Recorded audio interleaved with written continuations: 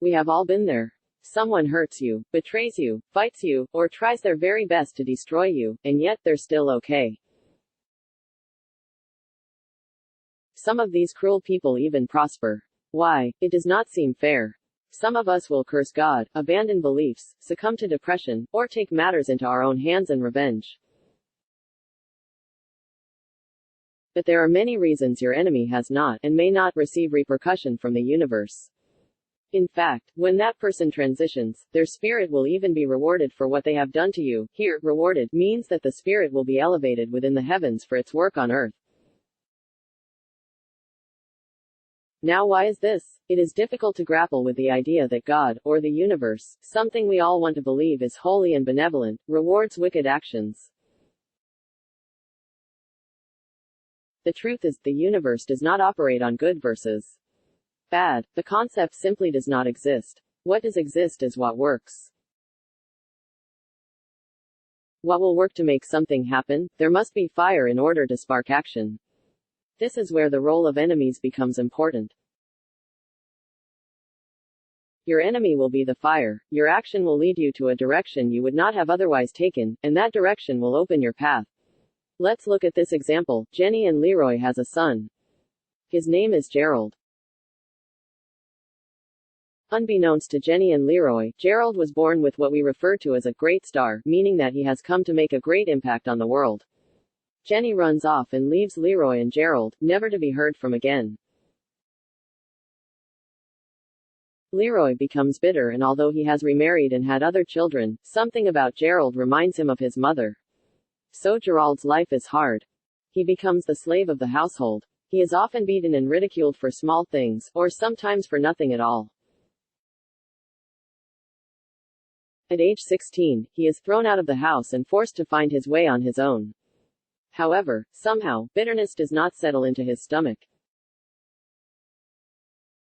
His only focus is survival, and there is a part of him that becomes deeply compassionate with other young people with a plight similar to his. Gerald takes to the streets and ends up in a gangsta life. He forms a gang, and they become his family. However, because of his rise to power within that gang, he is betrayed by his members and set up to be killed. He finds himself out of the situation but then begins to analyze the level of betrayal that he has encountered since birth, beginning with the abandonment of his mother. Eventually, as he grows into his own adulthood, Gerald realizes he has to make it on his own. He then turns to a creative lifestyle, music, producing, etc. He begins a mentorship program for the youth, and life, as it progresses, becomes extremely successful for him. He then returns to his family after a while and employs some of his siblings that were cruel to him. Now, take a look at Gerald's parents. Had Jenny not abandoned the family, and had Leroy not hated him for it, and had he not experienced betrayal, Gerald could not have found his path. If you want to be analytical, Jenny actually doesn't know why she has abandoned her family, though she may try to qualify it. In fact, Jenny simply feels this is something she must do, no matter the reason. Others would look on from the perspective of good versus bad, and criticize Jenny and Leroy's unfair actions towards Gerald. However, these occurrences were contracts between the spirit of Gerald, Leroy, and Jenny, hence why Jenny feels compelled to leave the family, regardless of conscience.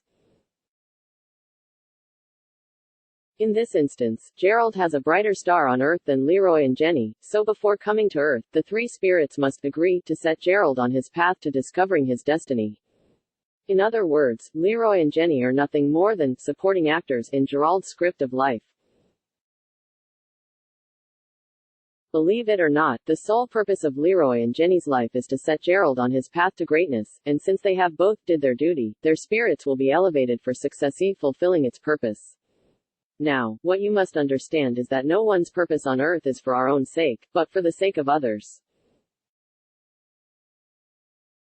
Gerald's purpose is not about becoming a famous musician or producer, but about the power this platform will give him in order to make a difference to humanity in some way. This difference will ultimately affect the light of the earth, which is the ultimate purpose. The light you bring to earth literally affects the whole system of not only earth, but the universe. So, the harder your life is, the more light you embody. Keep in mind that this post is not to say that all wicked people will get by. Some absolutely do not. There are some evil that are a part of your journey, and there are others who are not, and these ones are those who serve no purpose in the Lightbringer's life. They are simply malevolent. Some of these malevolent folks actually need chaos in order to pay off whatever debt they owe spiritually. So they create this chaos by becoming an enemy to an innocent person, while others create chaos in order to maintain balance. The universe is slightly complicated, but not entirely. How can you tell the difference between an enemy who is written a part of your journey, and one who is not? Observe the enemy that shouts and makes it plain as day that he is your enemy, and the enemy who moves as quiet and gentle as a cat. Which one do you think is written in your story? If you haven't guessed already, it is the enemy who shouts that is a part of your destiny, and not the quiet one, usually. These evil ones absolutely do receive punishment, and not for the idea of good versus bad. One receives punishment merely because they have interfered with the progression of the system. By becoming your enemy, your journey is halted, and so is your purpose to the earth. Therefore, the universe must interfere.